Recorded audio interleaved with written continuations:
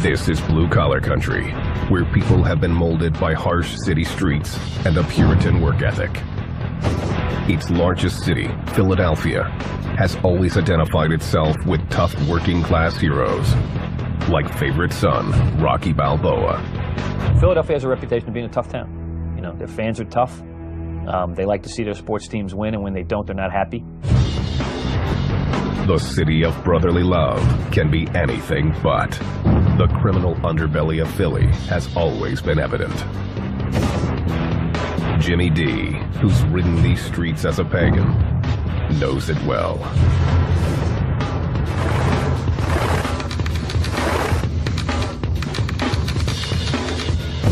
One for all for one.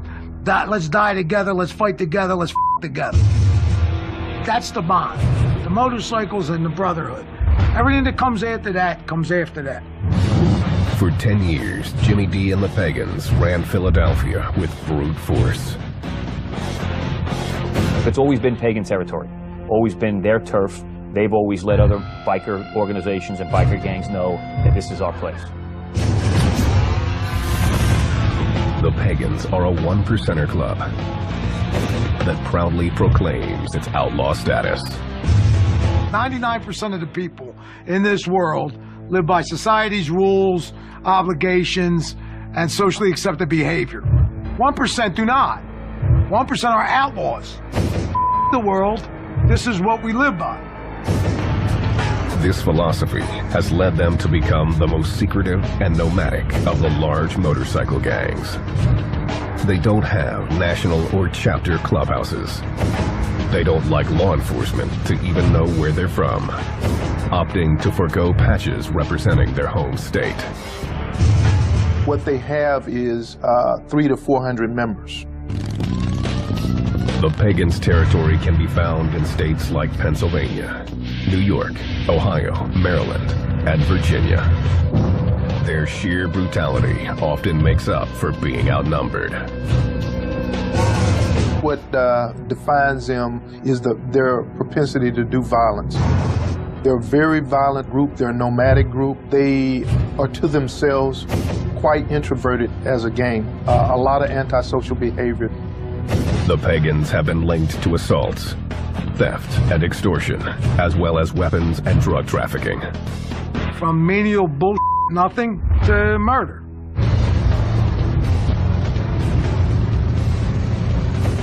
Jimmy D is proud of his life as a one-percenter. He joined in 1972, giving up a college football career to pursue an outlaw lifestyle. What happened was I was working in a gas station at night when I was going to college. At 3 a.m., there's only two people out, cops and robbers. So the Pagans would roll in after the bars closed on their motorcycles. I got to meet them, know them. One thing led to another. Jimmy D's life took a turn toward the dark side. That's when he developed what he calls his jacket. The violence in my jacket is part of being a pagan. Most of that was barroom brawls, inter-club wars, bikers against bikers. All of that is part of being a pagan. That's everyday life. Bottom line is, you don't take crap from anybody. Denny asked to have his identity concealed.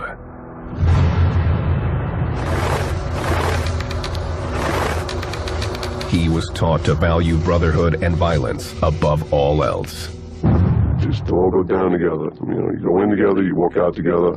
Simple as that. Denny got to know the Pagans in New York. You wanted to ride on Long Island and wear a patch, you were pagan. That was it. There's no ifs, ands, or buts. It wasn't long before he felt like part of the crew. I got to here and there, and they always had my back. I'd have their back, whatever, so it worked out good. Denny joined in the early 90s. His sponsor made sure he knew who his enemies were from the day Denny swore his oath. I went to his house and said, listen, we don't want you to prospect. We want you to be pagan. I want you to make sure that you know we're war with Hell's Angels. The Hells Angels are the Pagans' mortal enemy and the largest motorcycle gang in the world. Denny never forgot it, becoming a loyal and effective soldier in the war between the two gangs. You ever smell old blood? Pulling teeth out of your knuckles, pulling teeth out of your axe handles, pieces of brain. I mean, I've seen some up beatings, some nasty. The battle between the Pagans and the Hells Angels has been raging for decades, often with deadly consequences.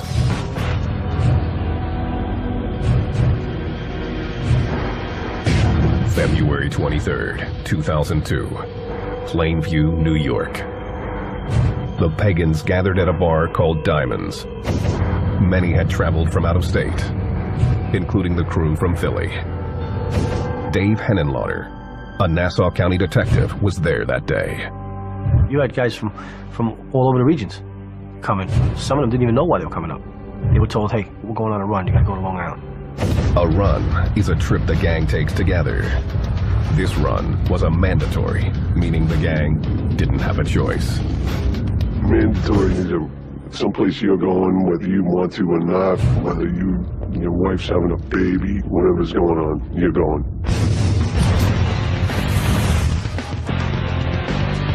When the Pagans arrived, they were told to get ready to do battle with the Hells Angels. Their enemies were holding a tattoo and motorcycle convention called the Hellraisers Ball at a nearby convention center.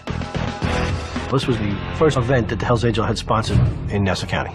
The Pagans felt it was an insult for the Angels to be holding an event on Long Island, a pagan stronghold. They wanted revenge and knew they'd have to pay a price to get it. Some of these guys wrote their wills. They wrote wills on napkins. One guy, he left his motorcycle to his daughter. You know, so these guys prepared themselves because they didn't think they were coming back.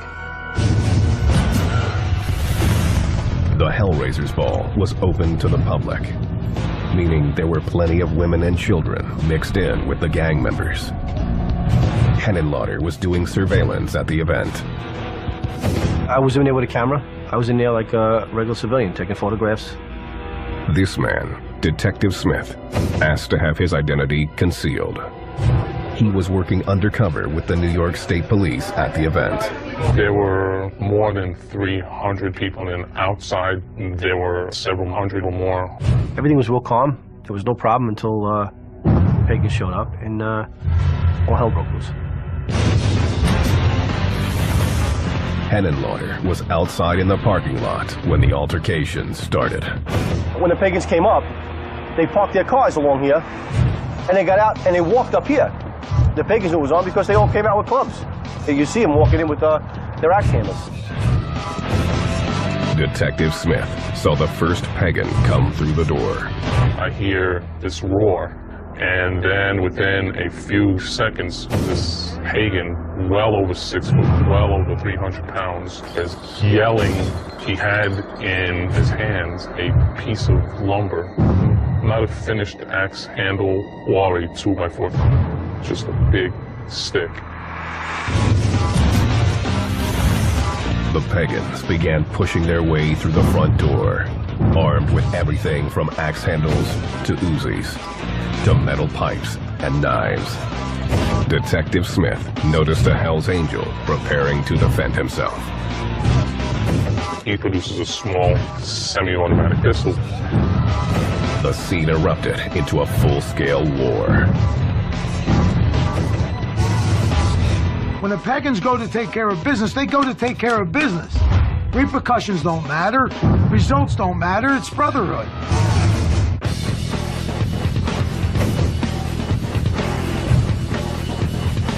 The Pagans pride themselves in being the most violent motorcycle gang in the U.S.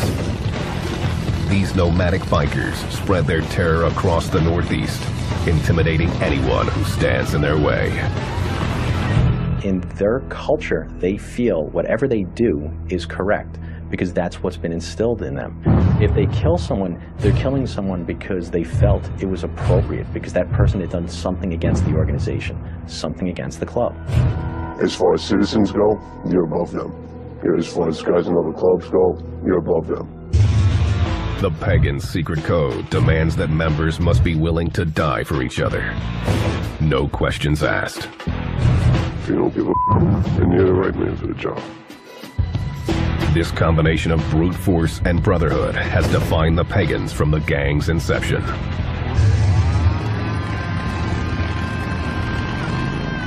The origins of the club are unclear to outsiders.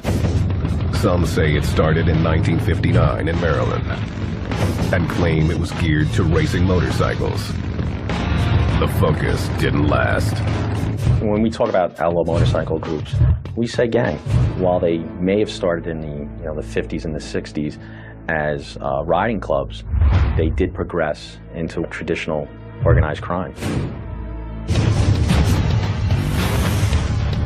For the Pagans, the change took place in the mid-1960s under the club's second president, Fred Dutch Burhans. Members credit him with making the Pagans what they are today. The president when I started was a guy named Dutch Burroughs. His policy was kill them all. Dutch expanded the club, founding a half-dozen chapters in Virginia and Maryland.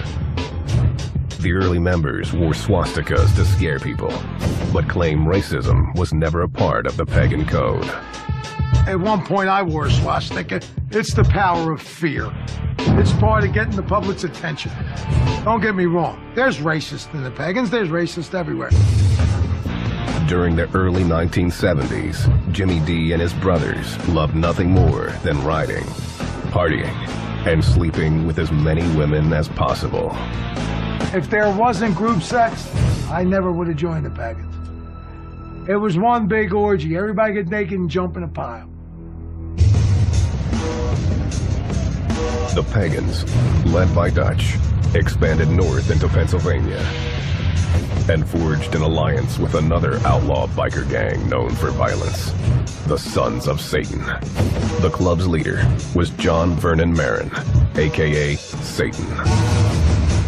Then, in 1975, Dutch was shot and killed in a domestic dispute in Virginia.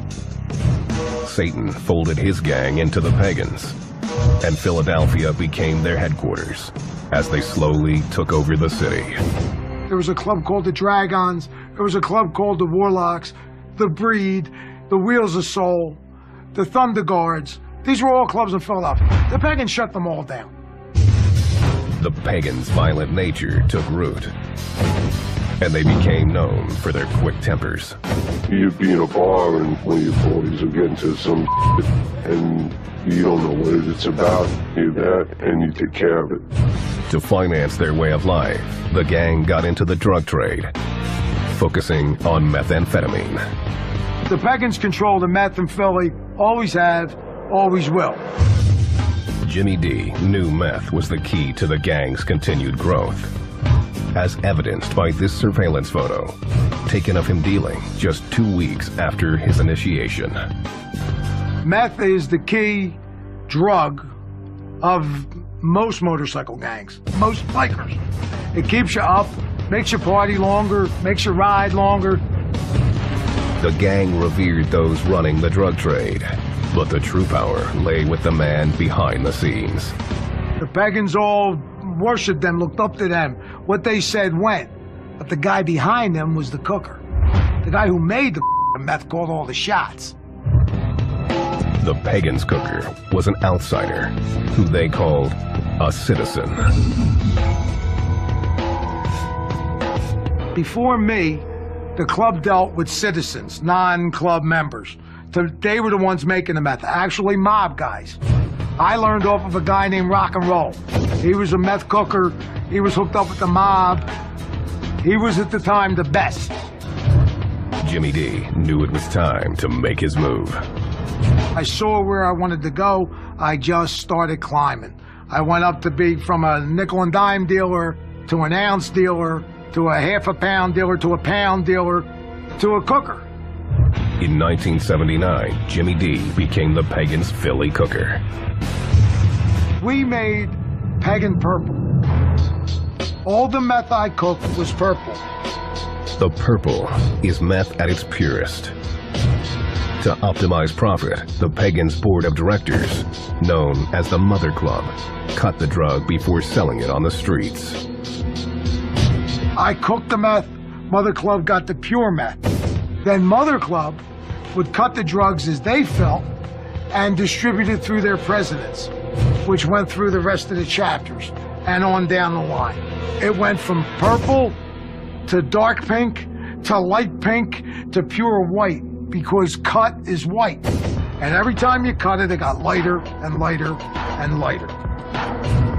The Pagans' secretive ways meant that only Jimmy D, the cooker, knew just how pure the drug was and what it was cut with.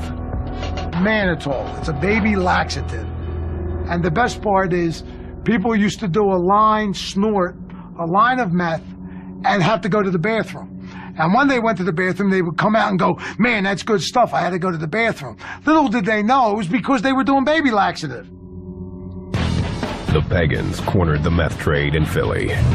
It fueled the gang's growth up and down the East Coast. Due to the gang's oath of secrecy, it's difficult to put exact numbers on the Pagans' size. At the height of their power, the Pagans had 900 members and 44 chapters spread from Pennsylvania to South Carolina, making it the nation's fourth largest motorcycle club. With the size came inevitable conflict with other big outlaw clubs, especially their arch rival, the Hells Angels. The Hells Angels are, the Mercedes of the outlaw biker world. The Hells Angels is probably the top outlaw motorcycle gang in the United States. It's one of the largest, if not the largest, and the Pagans being one of the strongest. But in terms of structure and the criminality that they do, they're pretty much equal there. The Hells Angels were used to getting their way, but found the Pagans could care less. No matter how outnumbered the gang was, they would always throw down. If there's Hells Angels and Pagans, they're gonna fight. So if it's just Pagans and Pagans, sooner or later, one of these two guys is gonna end up getting into a fight with each other. So we just like to fight. The Pagans didn't stop at taking on other motorcycle gangs. In 1981, the biggest gang in America, the Italian Mafia, demanded a piece of the Pagans' drug trade. Nicky Scarfo was the boss of the Philadelphia mob. At some point, he decided that we were going to pay a street tax to the mob to be allowed to deal drugs in Philadelphia. He lost his mind when he thought that he could shake down the Pagan Motorcycle Club for street tax. The mob was tired of the Pagans' refusals and tried to pressure the gang by kidnapping a drug supplier. Jimmy D responded swiftly. I then got my crew together from my chapter, went down, and started kidnapping their people. On February 26, 1981, Jimmy D kidnapped two made men. In a show of power, he forced them to drive through downtown Philly.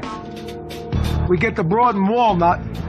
The driver, I got a .45 to the back of his head, looks across the street, and there's 4 or 5 cops having coffee. He says to me, if you're going to shoot me, you're going to shoot me now.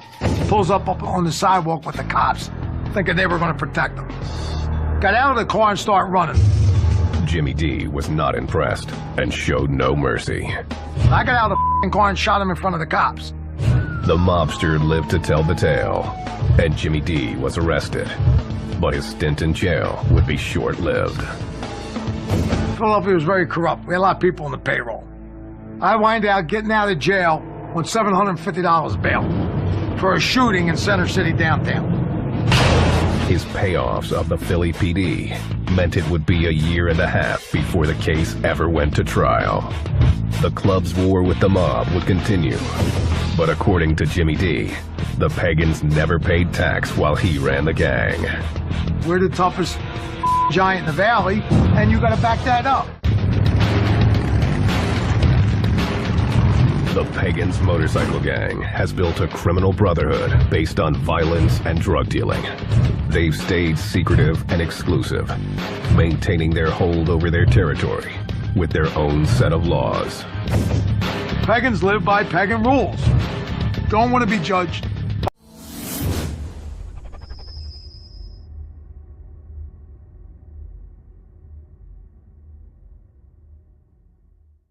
by law enforcement. Don't want to answer to society's laws. Pagans answer to their own code. This code is included in the Pagan Constitution, which governs membership requirements, the roles of women, and even the type of bike members can own. It's got to be a Harley Davidson, and it's got to be 900 cc's or more. That's in the rule book. That's what it's got to be. This is an outlaw motorcycle club with more rules than the Constitution. In order to wear the Pagans' name, members are expected to follow these rules. But Jimmy D says there's only one that really matters. The first rule is Mother Club is God. The Mother Club is what the gang calls its board of directors. The Mother Club sets national policy and club conduct. The chapters fall underneath its rule. The structure of the chapters is much like the military, with a sergeant-at-arms, an enforcer, and soldiers that come under the command of a chapter president, or what the Pagans call a diamondback.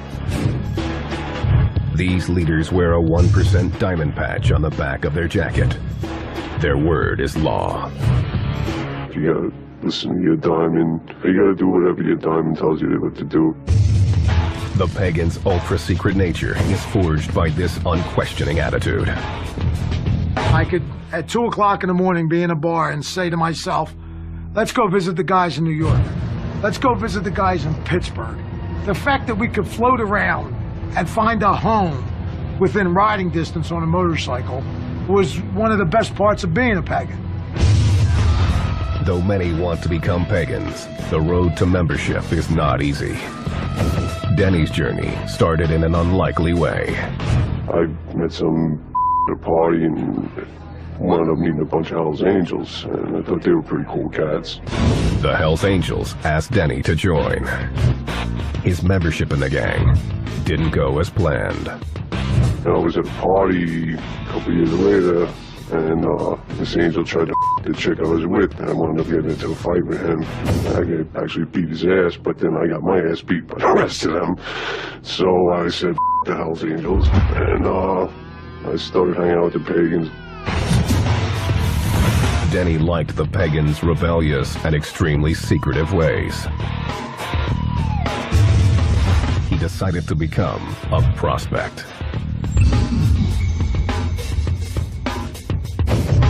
It's a role that gave him many responsibilities with few rights. Any pagan can tell you what to do, but you got boundaries. They won't take the bike, won't with your old lady, won't with your house. Denny quickly moved from prospect to full member, eventually becoming a gang enforcer. Some guy messed with somebody's old lady or whatever, and they called me and said, listen, can you handle this for me? Yeah, I got no problem with that. He often didn't know the details. All he needed was a name. I walked into this bar, I saw the guy, walked over, picked up a pool ball, and I bashed his skull in, and threw him out the back door. I got on my bike and I left. When recruiting, the Pagans look hard for toughness, loyalty, and a do-or-die attitude that means everything to them. Back then I could handle my liquor. I take care of business, I don't around, I won't take from anybody. I'm not an asshole, you know. The Pagans' code means they also prize men who can keep their mouths shut. The gang has developed its own language to help members avoid the law. Argo means Argo yourself, and none you means none of your business. What those words are used for is, for an example, we get grabbed by the cops. They bring us in. The cops start questioning guys. We just yell Argo Nunya to each other, which means we don't talk.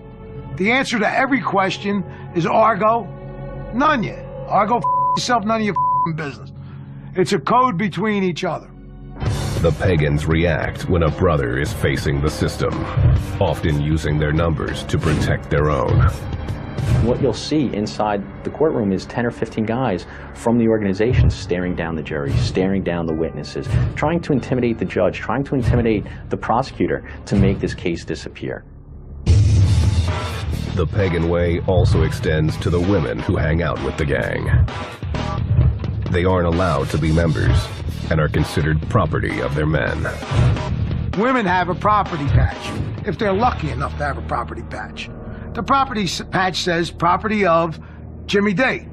I mean, that's my property. It's like my motorcycle or my car. It's my property. I own that. I do with it what I want. You buy a car and want to paint it, you paint it. I got a property and I want to turn her out to the bros to we her. The club or its members come first. Business usually comes second. The bike usually comes third. The dog comes fourth. And the woman comes last.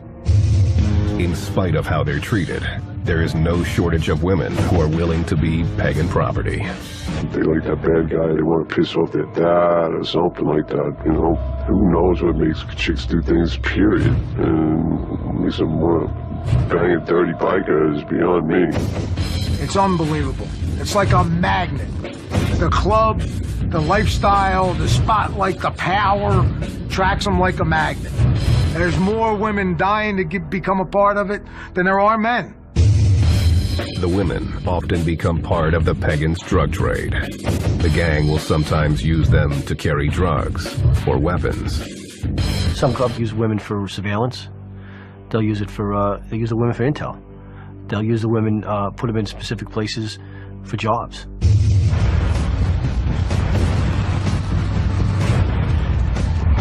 The pagans take extreme pride in their club colors. That jacket means more to them than their family does. You get on your bike when you got your colors on you with 30 or 40 guys. Everybody's riding two abreast, and cars are getting out of your way, and there's nothing stopping you. It's like having an extension of your, you know. Their logo is on the center patch of their jackets. The Hells Angels have that death's head that is a made-up character. The Outlaws have Charlie, who is crossed pistons and a skull. It's made-up cartoon figures. The Warlocks have Harpy, who's got a and it's half a man, half a guy. They don't know what it is.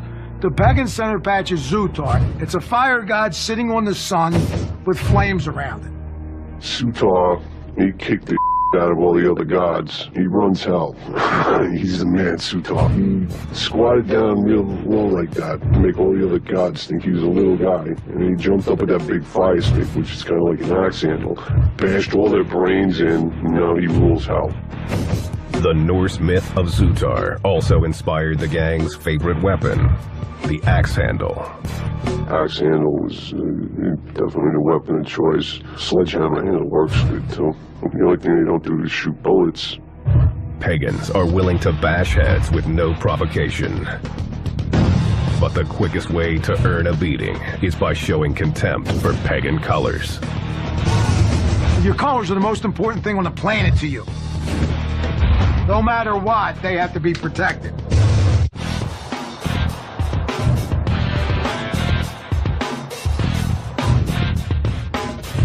In Philadelphia, the Pagans Motorcycle Club rules through a brotherhood of violence. Living pagan and dying pagan. Frank had been the biggest in the world and started a fight over nothing. But it don't matter. You stick with your brothers no matter what. You know, that's how it is. The Pagans intentionally have stayed exclusive. They believe it gives them an advantage over larger clubs. When I was a pagan, I knew every pagan. So if you get a phone call that pagan has a problem 1,000 miles away, it's easy to go to his aid. The Hells Angels get a phone call from a Hells Angel in California, and I'm from New York, and his name is Dog. I don't know him. I don't know if I'm so quick to go help him. This close-knit brotherhood isn't perfect, and blood isn't always thicker than cash. Jimmy D found that out the hard way. Pagans woke me up. Business is business. Money is money. Brotherhood is a hoax. In 1982, Jimmy was in prison after shooting a mobster in front of the cops when he was told 3 pagans were conspiring with the mob to kill him and take over his drug business. For $10,000, those 3 guys sold me out and gave the mob the green light to kill me with no repercussions. I was a team member. I was the most pagan in the world. It was all that mattered to me. To find out that my bros, my people, gave me the up to be killed by them suckers was more than I could deal with. Jimmy D made a decision. He turned on the men who had already turned on him, providing federal authorities with damaging details about the gang.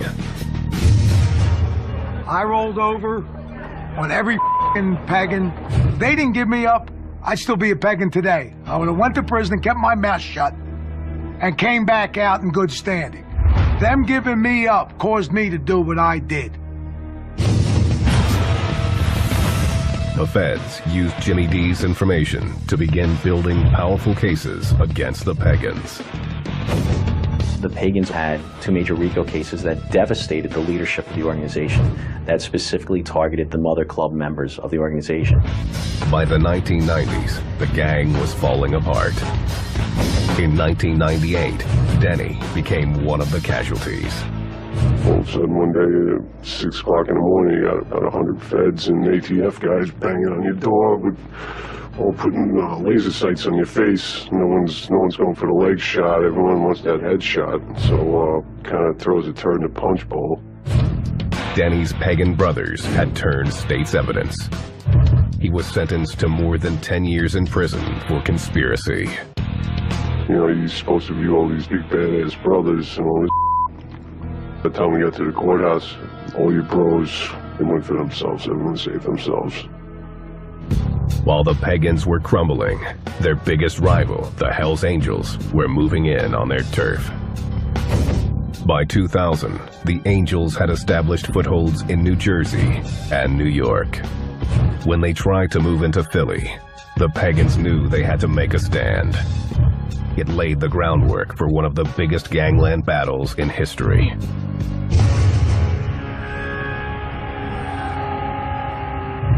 In 2002, Philadelphia. The Angels began to recruit Pagans, attempting to get them to switch alliances. You do not trade in your colors with the Pagans to have colors with another organization, especially the Hells Angels at that point.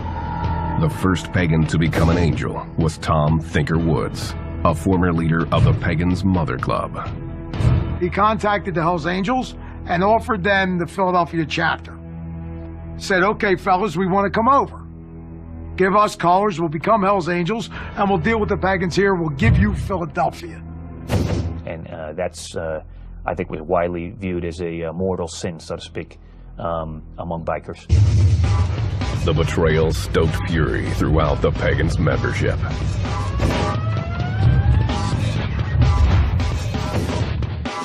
In February 2002, the Hells Angels sponsored the Hellraisers Ball on Long Island. The Pagans believed that the traders from Philly would be there. The decision was made to teach them and the Angels a lesson. There's this call for Pagans from various places, including about 3 dozen from Philadelphia, to go up at that Hellraisers Ball and basically take them on.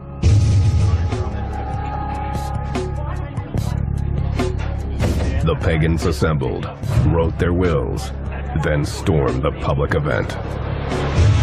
You know, 1 or 2 guys, 3 guys got in, and the fight starts, and then more guys came in. It bottlenecked. They couldn't go anywhere because there's no way to get around. The revolving door at the entrance was the Pagans' downfall. Only a few members made it inside, and the Angels opened fire immediately. As much as they seemed like a barbaric horde, they were effectively shut down right there. One Pagan was shot dead on the spot. This undercover agent was standing right behind the Hells Angel shooter. Outnumbered, he had little choice about what to do. If I would have drawn down on this shooter, I'm sure that every weapon in that place would have been turned at me. Over 500 assorted weapons were found in the venue. They didn't care that civilians were around. The Pagans had come in with brute force and no escape plan. Most were caught by police in the parking lot. Some escaped, but were caught on nearby streets wearing their colors. In total, 73 Pagans were arrested. 2 Hells Angels, including the shooter, Raymond Dwyer, were also taken into custody. Dwyer was charged with second-degree murder, a charge that was dropped in a plea deal. He ended up serving a year in jail on a related weapons possession charge. The Pagans still claimed victory. They showed up, went to Long Island, and thrilled them. Kicked the Hells Angels' ass in their own f***ing territory. 73 Pagans went to prison. No one talked. Everybody did their time. They went there for club business, and they all came f***ing home. They made it crystal clear they will go anywhere, anytime, and take care of business. The war was far from over, and the Hells Angels were hell-bent on revenge. In March 2002, a Pagan-owned tattoo parlor was firebombed in South Philly. Police suspected it was a retaliation attempt by the Angels.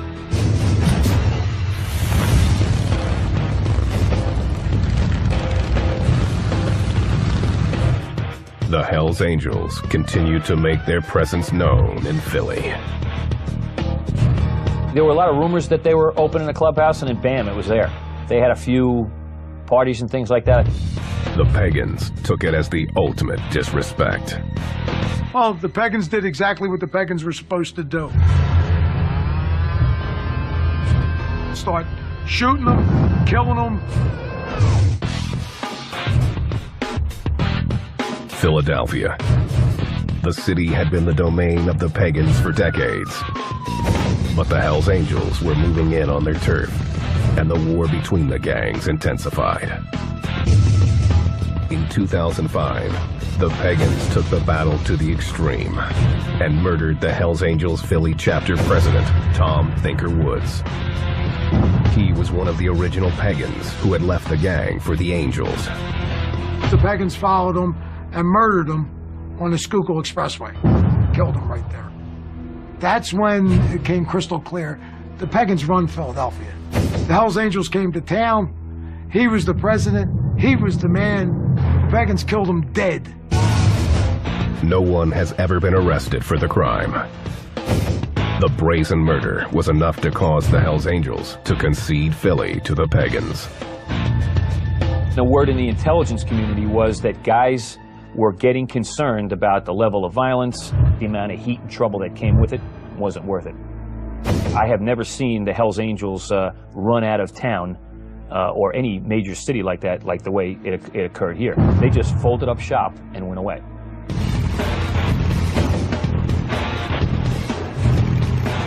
The Pagans have remained unchanged for most of their existence. Violence continues to be their trademark. Just seen some horrible beatings. You see somebody get hit in the head multiple times with axe handles, and they just never look the same. Unlike the Angels, the Pagans never went for size. Their secret nature keeps them underneath the radar of law enforcement. Today, the Pagans are rebuilding, trying to recruit new members to replace those lost in the battle with the Angels. The Pagans have, over the last 10 years, been in trouble. Other organizations are banging on the door of the Pagans to be as dominant, the Mongols, the Warlocks. I don't see them relinquishing that, not to other rival gangs no time soon. They'll stay and they'll fight to the end. I don't see them turning tail and running. The Pagans have also tried to clean up their image. Jimmy D says it's a cynical ploy. Now, they want to do good. They want to go ride in the front of the pack and go do Toys for Tots at Children's Hospital. What a bunch of bull. We're one percenters. We're outside the law. We're not do-gooders. A great deal of my friends are either in prison for life or dead, building the name of the Pagans being bad guys. If the Pagans stay secretive, Jimmy D sees plenty of opportunity to build up business and recruit new members, especially while authorities are occupied with more pressing concerns. The government is spending so much money on Homeland Security after 9/11, they've given the motorcycle groups a green light. Now's the time to do it. All the money's donated to 9/11 and Homeland Security, and the fellas are running wild. If this took place during my era, I'd be a multi-gazillionaire. Jimmy D was put on the gang's hit list and says he's done with the Pagans. I washed my hands with the club. I couldn't even look at them when they did that to me.